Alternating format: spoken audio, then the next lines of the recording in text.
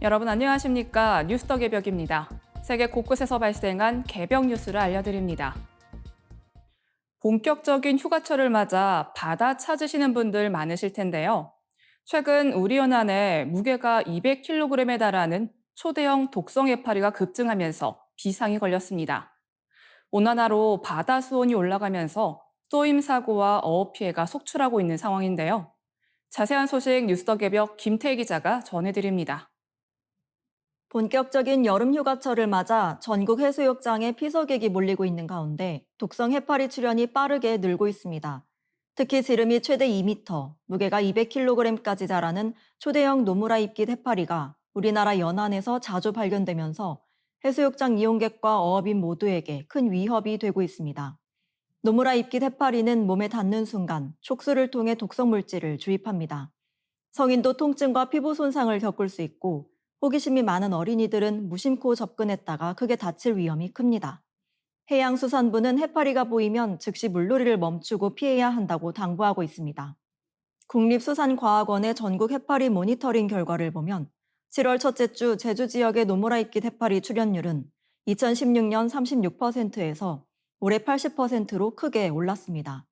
지난해 같은 시기 55.6%와 비교해도 증가폭이 큽니다.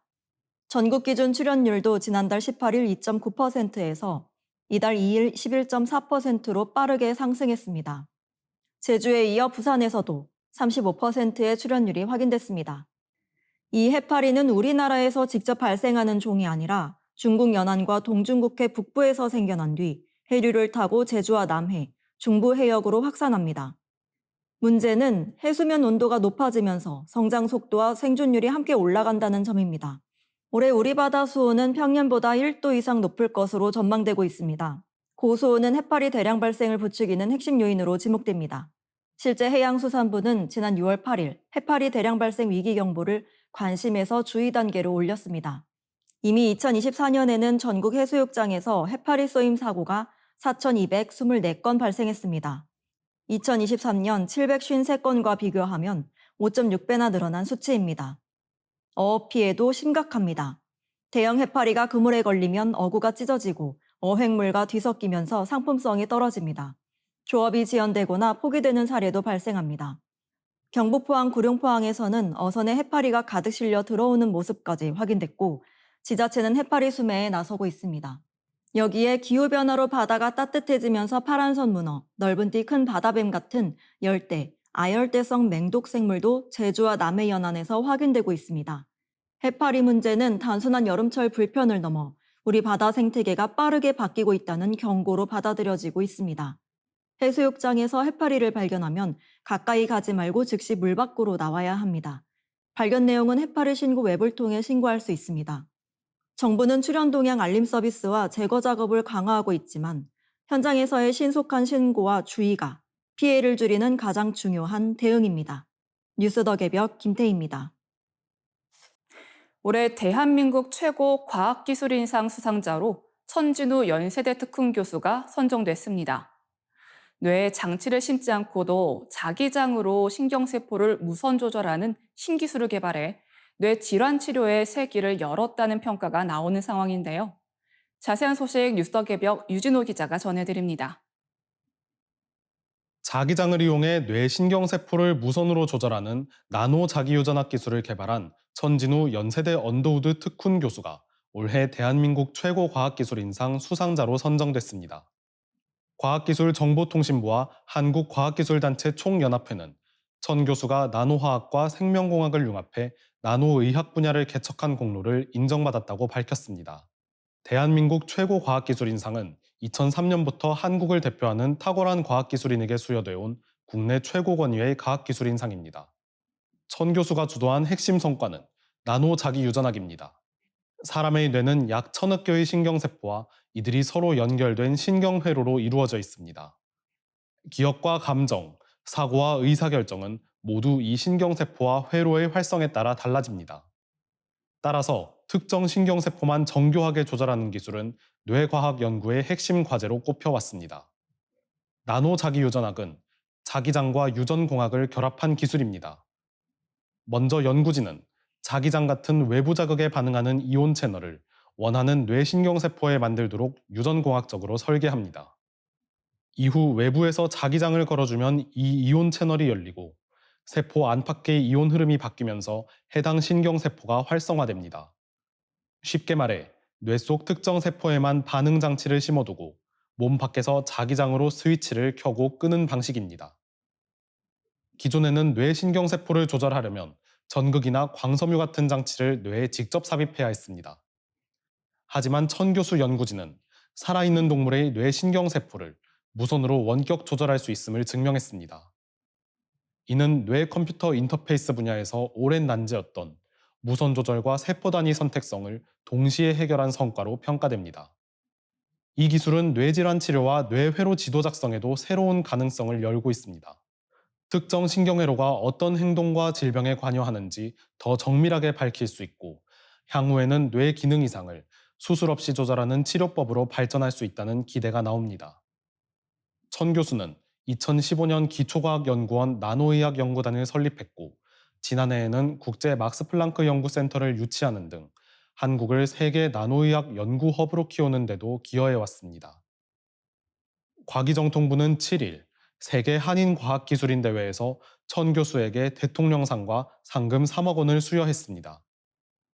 뉴스 더 개벽 유진호입니다. 일본 동북부 해저에서 사람이 느끼지 못할 만큼 미세하게 판이 미끄러지는 이른바 슬로슬립 현상이 포착됐습니다. 조용하지만 위험한 이 움직임이 최근 연쇄강진을 유발하며 대지진의 전조가 아니냐는 우려가 커지고 있는 상황인데요. 자세한 소식 뉴스 더 개벽 김기정 기자가 전해드립니다. 일본 동북부 해저에서 조용하지만 위험한 움직임이 포착되고 있습니다. 이와테현 앞바다에서 발생한 규모 7.2 강진이 해저판 경계가 천천히 미끄러지는 슬로슬립 현상과 관련됐을 가능성이 제기됐습니다. 슬로슬립은 말 그대로 느린 미끄러짐입니다. 일본 동북부 앞바다에서는 태평양판이 육지 쪽 판 아래로 계속 파고들고 있습니다. 평소에는 두 판의 경계가 단단히 맞물려 움직임이 막혀 있고 그 사이에 엄청난 힘, 즉 응력이 쌓입니다. 일반 지진은 이 경계가 순간적으로 터지듯 미끄러지며 강한 흔들림을 일으키는 현상입니다. 반면 슬로슬립은 판 경계가 며칠, 몇 달, 때로는 몇 년에 걸쳐 아주 천천히 어긋납니다. 사람이 느낄 정도의 흔들림은 거의 없지만 해저에서는 판의 힘의 균형이 바뀌고 있습니다. 문제는 이 느린 움직임이 주변의 잠긴 단층에 새로운 압력을 전달할 수 있다는 점입니다. 도쿄대 지진연구소 우치다 나오키 교수는 지난달 25일 규모 7.2 지진 이전부터 살리쿠 앞바다의 슬로슬립 활동이 활발해진 것으로 분석했습니다. 특히 지난 4월 20일 규모 7.7 지진 이후 슬로슬립이 더 빨라졌을 가능성이 제기됐습니다. 일본 기상청에 따르면 아오모리 이와테현 앞바다에서는 지난해 11월 규모 6.9, 지난해 12월 규모 7.5, 올해 4월 규모 7.7, 지난달 규모 7.2 지진이 잇따랐습니다. 단순한 지진 반복이 아니라 해저판 경계 전체에서 응력 재배치가 이어지고 있을 가능성이 거론됩니다. 전문가들이 주목하는 곳은 1994년 규모 7.6 살리쿠 먼바다 지진이 발생했던 구역입니다. 이 지역은 이후 30년 넘게 비슷한 규모의 강진이 없었습니다. 우치다 교수는 현재 슬로슬립 영역이 당시 진원지의 남쪽과 서쪽까지 확대됐을 가능성을 제기했습니다. 오랫동안 잠잠했던 단층 주변에 다시 힘이 쌓이거나 전달되고 있을 수 있다는 의미입니다. 슬로슬립이 곧바로 대지진의 전조라고 단정할 수는 없습니다. 그러나 과거 연구에서는 살리쿠 앞바다의 판 경계가 빠르게 미끄러지는 시기에 비교적 큰 지진이 자주 발생한 것으로 나타났습니다. 1994년 살리쿠 지진과 2011년 동일본 대지진도 이런 활동기와 겹쳤다는 분석이 있습니다. 위험성은 바로 여기에 있습니다. 슬로슬립은 조용히 진행돼 주민들이 직접 체감하기 어렵습니다. 그러나 해저 판 경계에서는 힘의 균형이 바뀌고 그 영향이 주변 단층으로 번질 수 있습니다. 특히 일본 동북부 앞바다는 대형 해구형 지진과 쓰나미가 반복되어 온 지역입니다. 전문가들은 다음 지진의 시점과 규모를 예측할 수는 없지만 지금까지 발생한 규모와 같거나 그 이상이 될 가능성도 배제할 수 없다고 경고합니다. 뉴스더 개벽 김기정입니다. 미국 정부가 첨단 반도체 제조에 필수적인 핵심 장비가 중국에 유입됐을 가능성을 제기했습니다. 장비 제조사인 네덜란드가 즉각 반박하고 나섰지만 미국이 수출 통제를 더 강화하기 위해 압박에 나섰다는 분석이 나오며 긴장이 고조되고 있는 상황인데요. 뉴스더 개벽 김천군 기자입니다. 미국 정부가 네덜란드 반도체 장비 업체 ASML의 최첨단 EUV 노광 장비가 중국에 유입됐을 가능성을 제기하면서 미국과 네덜란드 사이의 반도체 수출 통제 갈등이 다시 커지고 있습니다. 하워드 노트닉 미국 상무장관은 최근 ASML의 경영진에게 장비 한 대가 중국으로 흘러갔을 수 있다는 우려를 전달한 것으로 알려졌습니다. EUV 장비는 극자외선을 이용해 반도체 웨이퍼 위에 초미세회로를 새기는 핵심 설비입니다.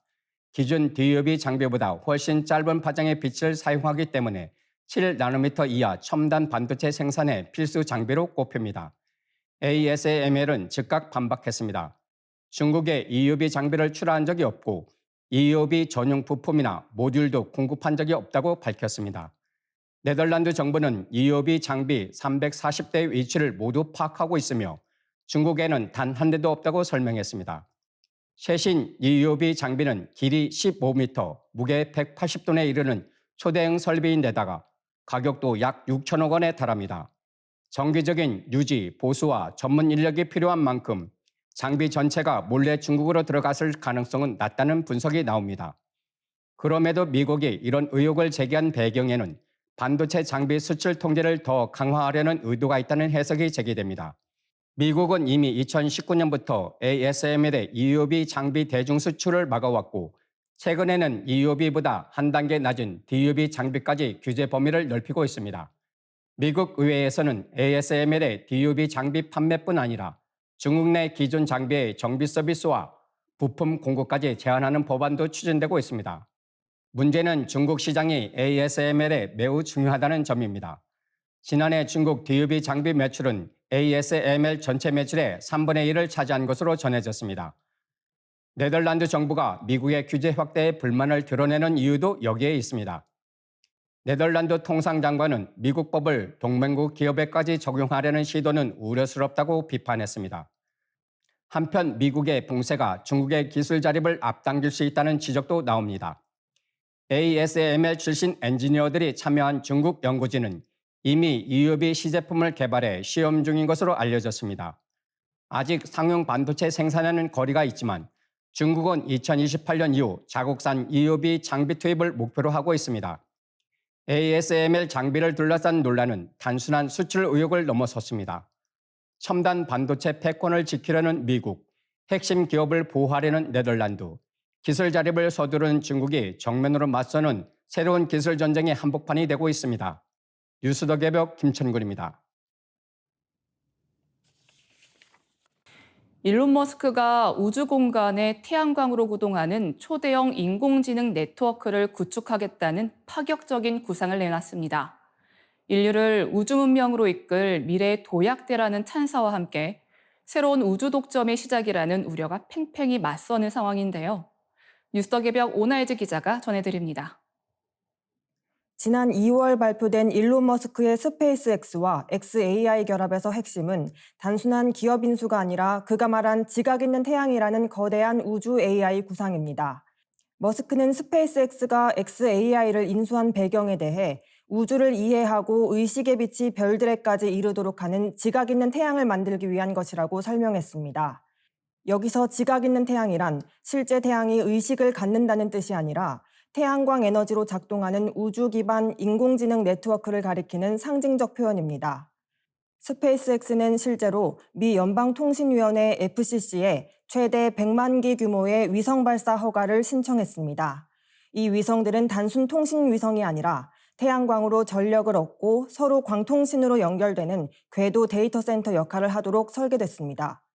머스크는 위성 1톤당 100kW 수준의 연산 능력을 갖추고 대규모 발사를 이어가면 해마다 100기가와트, 장기적으로는 1테라와트 규모의 AI 연산 인프라를 만들 수 있다고 주장했습니다. 이 대목에서 등장하는 개념이 카르다쇼프 척도입니다. 구소련 천문학자 니콜라이 카르다쇼프가 제시한 문명 분류법으로 문명이 얼마나 큰 에너지를 활용하느냐에 따라 단계를 나눕니다.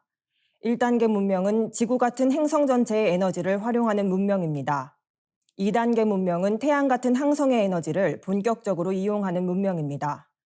3단계 문명은 은하 전체의 에너지까지 다루는 문명입니다. 현재 인류는 지구의 에너지도 완전히 통제하지 못해 1단계 문명에도 도달하지 못한 상태로 평가됩니다. 그런데 머스크의 지각 있는 태양은 태양광을 우주에서 직접 활용해 AI 연산망을 만들겠다는 점에서 인류가 2단계 문명으로 향하는 첫 실험이라는 의미를 갖습니다.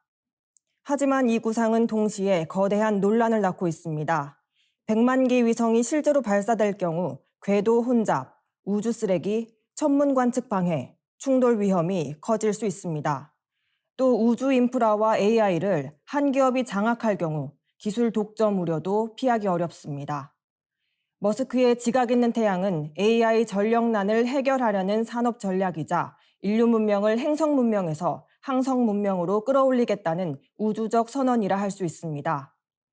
문제는 이 비전이 미래 문명의 도약대가 될지 아니면 우주 공간까지 확장된 새로운 기술 독점의 출발점이 될지입니다. 뉴스 더 개벽 오나예지입니다. 미국 출신의 세계적인 언어학자가 인공지능 번역을 거치지 않고 오직 한국어로만 인류의 문자 문명사를 펴내 화제입니다. 제국의 정복과 종교의 전파 속에서 피어난 문자의 역사, 그리고 한글이 가진 독창적인 힘을 뉴스 더 개벽 정나라 기자가 짚어봤습니다. 미국 출신 언어학자 로버트 파우저가 신간 문자 전파담을 출간했습니다. 이 책은 문자가 어떻게 생겨나고 전파됐는지를 따라가며 세계 문명사를 새롭게 읽어낸 책입니다. 저자는 수메르의 쐐기 문자와 이집트 상형 문자, 페키니아 문자에서 갈라진 그리스 라틴 아랍 문자, 중국의 한자, 인도의 브라미우 문자, 마야 문자, 일본의 가나, 한반도의 이도 향찰과 한글, 그리고 스마트폰 이모지와 AI 시대 문자 체계까지 폭넓게 다뤘습니다. 파우저는 이 책을 처음부터 끝까지 한국어로 집필했습니다. 영어로 먼저 쓴 뒤 번역하거나 인공지능 번역에 맡기지 않았다고 밝혔습니다. 번역 과정에서 남은 어색한 문장이 한국 독자에게 신뢰가 될 수 있다고 판단했기 때문입니다. 영어가 모어인 미국인이면서도 서울대 국어교육과 교수를 지낸 그는 한국어로 문명사를 풀어내며 다시 관심을 모았습니다.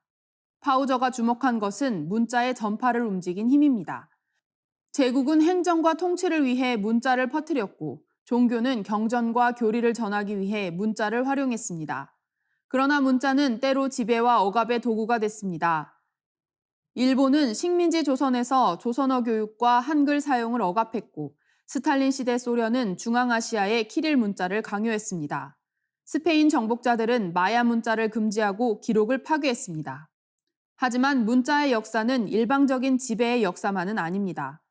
문자는 후천적으로 익혀야 하기에 자동으로 퍼지지 않고 받아들이는 쪽의 선택과 저항, 변형을 거칩니다.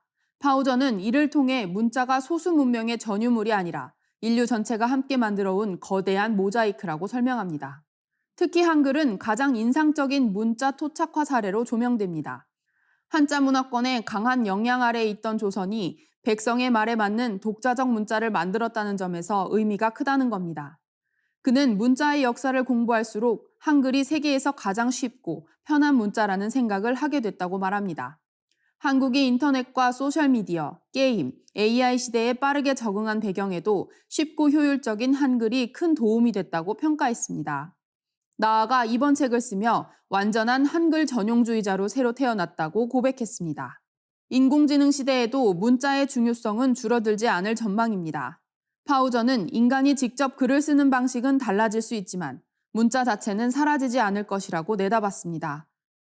오히려 AI가 만든 정보가 믿을 만한지 스스로 가려내는 정보 판단력이 더 중요해진다고 지적했습니다. 문자는 단순한 기호가 아니라 시간과 공간을 넘어 공동체의 기억과 지혜를 전하는 문명의 통로입니다. 문자 전파담은 문자의 역사를 통해 인류 문명이 어떻게 기록되고 전파되고 다시 각 지역의 문화 속에서 살아남는지를 보여주는 책입니다. 뉴스 더 개벽 정나라입니다. 프랑스 파리가 폭염 앞에서 냉방 대란을 겪고 있습니다. 예술과 낭만의 도시로 불리던 파리에서 에어컨을 사려는 시민들이 이른 아침부터 대형 할인점에 몰려 몸싸움과 고성이 오가는 혼란이 벌어졌습니다. 7월 초 파리 북부의 대형 할인점 리들 매장에는 저가 에어컨을 구매하려는 시민들이 몰렸습니다. 이들이 프랑스 여러 매장에서 에어컨과 선풍기 20만 대를 판매하겠다고 밝히고 수백 유로에 달하는 에어컨을 179유로, 우리 돈 약 32만 원에 내놓자 수요가 폭발한 것입니다. 일부 시민은 매장에 에어컨이 거의 없었다며 항의했고 선풍기라도 사려는 사람들까지 줄을 서면서 매장은 순식간에 아수라장이 됐습니다. 이번 소동은 단순한 할인 행사 문제가 아닙니다. 유럽에서 40도 안팎의 폭염이 더 이상 이례적인 사건이 아니라 뉴노멀로 자리 잡고 있다는 점을 보여줍니다. 프랑스에서는 폭염으로 사망자가 늘고 병원이 과부하에 시달리는 가운데 축제 취소와 소비 위축까지 겹치며 경제적 피해도 커지고 있습니다. 야당은 정부의 폭염 대비가 부족했다고 비판했고, 환경단체는 에어컨 사용 증가가 에너지 소비와 도시 열섬을 키울 수 있다고 경고하고 있습니다. 특히 파리는 역사적인 건축물이 많은 도시 특성상 에어컨 설치가 쉽지 않습니다. 건물 외벽이나 창문에 실외기를 설치하면 도시 미관을 해치고 뜨거운 열기를 거리로 배출한다는 이유로 규제가 엄격합니다. 이 때문에 지난해 프랑스 가구의 에어컨 보급률은 24%에 그쳤습니다. 하지만 폭염이 반복되면서 이동식 에어컨과 고효율 냉방기 수요는 빠르게 늘고 있습니다. 이 변화는 글로벌 냉난방 공주업계에도 새로운 기회가 되고 있습니다. 국제에너지기구는 유럽연합의 에어컨 보급 대수가 2050년까지 2억 7,500만 대로 늘어 2019년보다 2배 이상 증가할 것으로 전망했습니다. 중국 업체들은 저가 이동식 제품으로 시장을 공략하고 있고 삼성전자와 LG전자는 친환경 고효율 기술로 맞서고 있습니다. 삼성전자는 유럽 공주업체 인수와 함께 실외기와 냉매가 필요 없는 펠티어 냉각 기술 개발에 나서고 있습니다. LG전자는 이동식 에어컨과 친환경 히트펌프, AI 기반 공조 시스템을 앞세워 유럽 주거 상업 시장을 공략하고 있습니다. 폭염이 유럽의 생활 방식과 도시 인프라, 산업 지형까지 바꾸고 있는 것입니다. 프랑스 기상청은 다시 폭염이 찾아올 것으로 예보했습니다.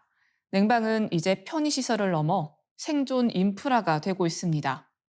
유럽의 폭염은 기후위기가 시민의 일상과 산업 전략을 동시에 뒤흔드는 현실이 됐습니다. 이상으로 뉴스더 개병 마치겠습니다. 시청해주셔서 감사합니다.